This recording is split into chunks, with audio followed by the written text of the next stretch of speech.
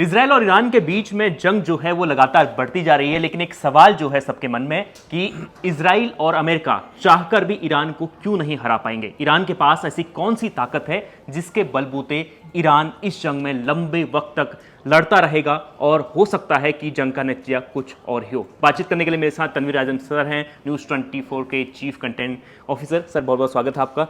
एक सवाल सबके मन में है कि बहुत समय से लगातार कोशिश कर रहा है अमेरिका और इजराइल कि ईरान को झुका पाएं, लेकिन अभी तक ये ऐसा हो नहीं पाया। पहले भी बहुत कोशिशें हुई और अब जंग तो बहुत आगे पहुंच चुकी है। अब क्या होने वाला है आगे? देखिए नरेश, ये इस बार की जो मतलब जंग की स्थिति है, ये पिछले सारे जंगों से बहुत ही टिपिकल है। मतलब पिछले 40 साल अगर आप पकड़ ले, 35-40 साल, जब सीनियर बुश थे उस टाइम से वो लगातार खमेनी के खिलाफ इनके कुछ ना कुछ प्लानिंग चल रही थी। इजराइल तो हमेशा से, इजराइल और ईरान हमेशा के दुश्मन नहीं रहे हैं। जब राजा का ज़माना था, जब पहलवी का ज़माना था, तब Israel and Iran they were real good friends. Israel, Iran and US they were good friends. लेकिन अभी जब से खमेनी का ये जो मतलब खमेनी के जो मिंटोर थे रुहुल्लाह खुमैनी, उनके बाद से ईरान और इजराइल के बीच में एक रिलेशन ख़राब हुआ। और इस बार जो अभी अटैक्स हुए हैं, इसमें जैसा कि सबने अब कंफर्म ही हो चुका है कि खमेनी की हत्या हो चुकी है। वो अभी इज़ नो मोर। उनके जो टॉप लीडरशिप है वो भी सारे लोग मोर और लेस 40 से ज़्यादा लोग, जैसा कि यूएस क्लेम कर रहा है, उन सब की मौत हो चुकी है।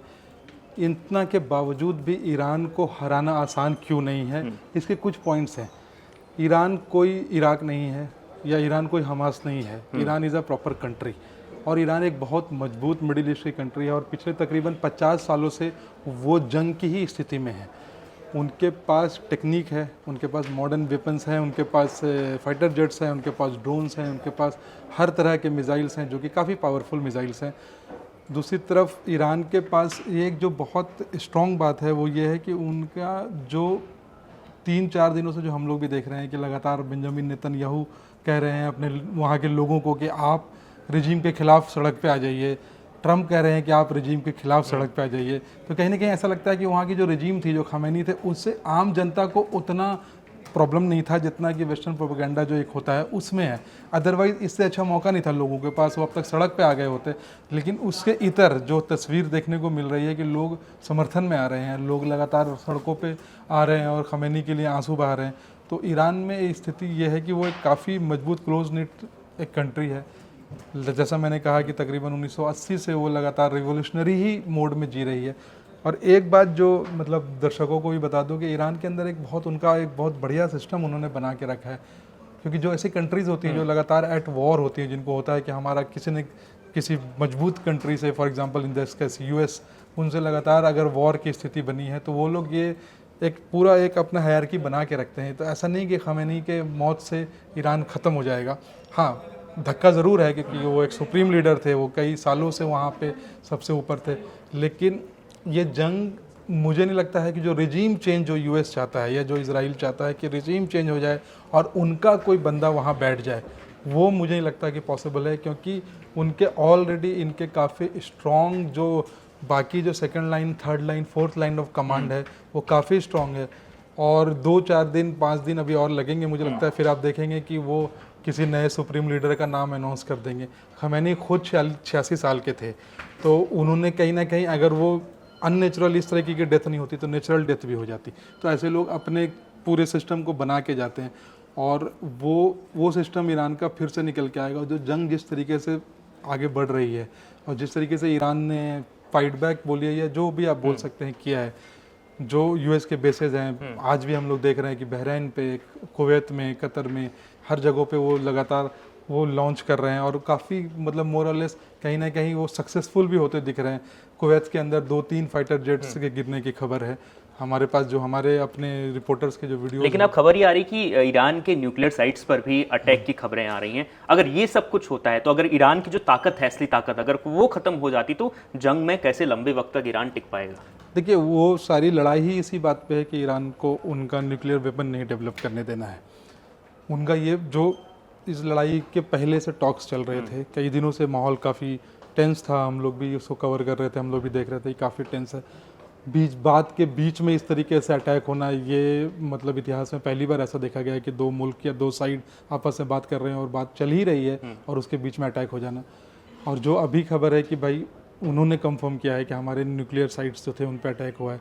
IAEA जो वो सारे एटॉमिक एनर्जी को सारे को इसको नज़र रखती है, उनका कहना है कि कुछ सिटीज़ में उनके लीकेज का खतरा जो हो रहा है उससे शायद हमें सिटीज़ को खाली कराना पड़ सकता है। तो अगर इस तरीके की सिचुएशन है तो ये एक काफ़ी चिंता का विषय है, क्योंकि अगर न्यूक्लियर लीकेज है, न्यूक्लियर रेडिएशन का लीकेज है, तो वो फिर कई तरीके से वो प्ले आउट करेगा, हमें देखना पड़ेगा। लेकिन US को बस ये अभी भी उनको ये समझ में नहीं आ रहा है कि वो क्या कर सकते हैं। वो कोई वेनेजुएला नहीं है कि आपने मदुरो को निकाल दिया और डेल्सी रोड्रिगेज को वहाँ का VP को प्रेसिडेंट बना दिया। यहाँ पे जो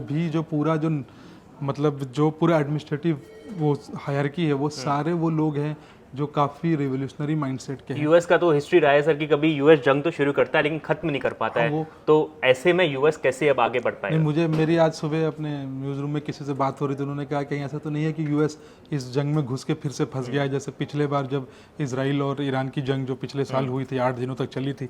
लास्ट में अगर आपको याद हो तो वो जंग ऐसे रुकी थी कि एक दिन इसराइल ने कतर पे अटैक कर दिया और उन्होंने कहा गलती से हो गया, फिर US ने बोला कि नहीं, नो, स्टॉप ऑल दिस। मुझे लगता है कि ये 1-2 दिनों की और बात है, उसके बाद US कहीं ना कहीं बैकफुट पे जाएगा। क्योंकि US को सीधा नुकसान तो नहीं है, लेकिन जो उसके एलाइज हैं, चाहे वो UAE हो, जॉर्डन हो, कुवैत हो, बहरीन हो, सऊदी हो, उन सबको कहीं ना कहीं ईरान लगातार नुकसान पहुंचा रहा है। सऊदी में आज सुबह उन्होंने उनके ऑयल रिफाइनरी जो आरामको, जो कि सबसे बड़ी कंपनी है वहाँ की, दुनिया की one of the biggest companies में आती है, उनके रिफाइनरी पे उन्होंने अटैक किया है। कुवैत का मैंने आपको बताया, जॉर्डन में भी अटैक है। जॉर्डन से ये खबर आ रही है कि शायद 2-3 दिनों तक उन्होंने स्कूल, कॉलेजेस, ऑफिसेज बंद कर दिए हैं। तो हो सकता है कि उनकी तरफ से प्रेशर US पे बनेगा कि भाई आप किसी तरीके से अब, ईरान ने साफ कह दिया है कि वो निगोशिएशन टेबल पे आने के लिए तैयार है अगर ये अटैक्स बंद हो जाए। तो मुझे लगता है कि 4-5 दिन और ये चलेगा और उसके बाद हो सकता है कि फिर दोनों साइड निगोशिएशन में आ जाए। But having said all this, Khamenei भले अब इस दुनिया में नहीं रहे, लेकिन खमैनी जैसे लोग इंसान नहीं होते, वो एक थॉट होते हैं, एक आइडियोलॉजी होते हैं। You can kill a person, you can't kill an ideology, जो हम लोग बोलते हैं। हो सकता है ईरान में कोई दूसरा खमैनी खड़ा हो जाए। जब खुमैनी थे तो वो बहुत US को उनसे भी बहुत प्रॉब्लम थी। जब खमैनी आए तो उनको लगा कि नहीं, वो तो अच्छे थे, फिर भी खमैनी वाज वर्स। हो सकता है शायद कोई अगला खमैनी आए जो US को लगे कि यार ये तो उनसे भी वर्स है, बट वो तो देखने की बात है। बट अभी के लिए तो मैं ज़रूर अपने दर्शकों को, न्यूज़ 24 के दर्शकों को ये बता सकता हूँ कि अभी वहाँ पे रेजिम चेंज जैसा कुछ भी नहीं होने वाला है, एंड ये आने वाले दिनों में बिल्कुल साफ हो जाएगा। तो वो एक तरीके से कह सकते हैं कि US की जो कोशिश है वो लगातार, अगर इसी तरीके से, जिस तरीके से अभी नज़र आ रही है वहाँ की तस्वीर, कि अभी भी वो वहाँ पर जो सत्ता परिवर्तन है, या फिर जो ट्रंप चाह रहे थे कि खुमैनी को खामेनेई को अगर साइड कर दिया जाए तो एक तरीके से पूरी सत्ता जो है वो वापस उन्हीं के हाथ में आ सकती है, वो कंट्रोल कर सकते हैं, जैसे वो दूसरे मुस्लिम कंट्रीज़ पर करते हैं कि जो वो कहते हैं और वही सब कुछ होता है। वहाँ पर नहीं होने वाला है। ये तस्वीर लगभग नज़र आ रही है। अब इस जंग में आगे क्या होगा वो देखना बड़ा दिलचस्प होगा, क्योंकि ये जंग फिलहाल थमने वाली नहीं है और पूरा मिडिल ईस्ट इस वक्त जंग की आग में झुलस रहा है। लगातार खबरें आ रही हैं, एक दूसरे पर लगातार अटैक कर रहे हैं, खासतौर पर जहां अमेरिका के एयर बेस हैं, जहां डिफेंस उसके पास जो सैन्य अड्डे हैं, वहां पर हमलों की खबर आ रही है। और इन खबरों के बीच में जो सबसे बड़ी खबर कुछ देर पहले आई थी कि ईरान ने ये कंफर्म किया था कि उसके न्यूक्लियर साइट्स पर हमला करने की कोशिश हुई थी। अब उसके बाद ईरान कैसे इसका जवाब देगा, ये देखना बड़ा दिलचस्प होगा। लगातार देखते रहिए न्यूज़ 24 और लगातार खबरें और तमाम वीडियोस भी आपको न्यूज़ 24 के साइट और न्यूज़ 24 के यूट्यूब पे लगातार मिलते रहेंगे। लगातार देखते न्यूज़ 24। आपका बहुत बहुत शुक्रिया।